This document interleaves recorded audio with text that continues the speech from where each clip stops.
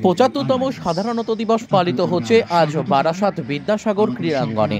আজ সকাল ৯টায় রাজ্য সঙ্গীত ও জাতীয় সঙ্গীত শ্রদ্ধা করে গাওয়া হয়।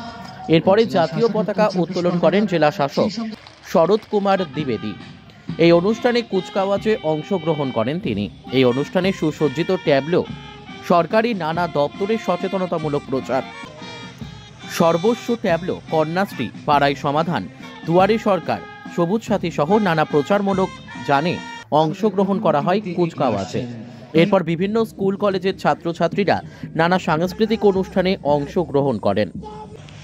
এই জেলা সমগ্রভাবে উন্নয়নের ক্ষেত্রে নজির গড়তে পেরেছে।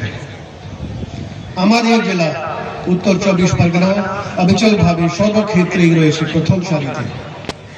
বিগত বছরগুলিতে রাজ্য সরকারের উদ্যোগে নানা জনহিতকর প্রকল্প মানুষের জীবনকে করেছে সহজ সাবলীল। দুয়ারে সরকার ও পাড়ায় সমাধানের সাফল্যের পর রাজ্য সরকারের উদ্যোগে সমস্যা সমাধান জনসংযোগ শীর্ষক বিশেষ কর্মসূচি চলছে গোটা জেলা জুড়ে।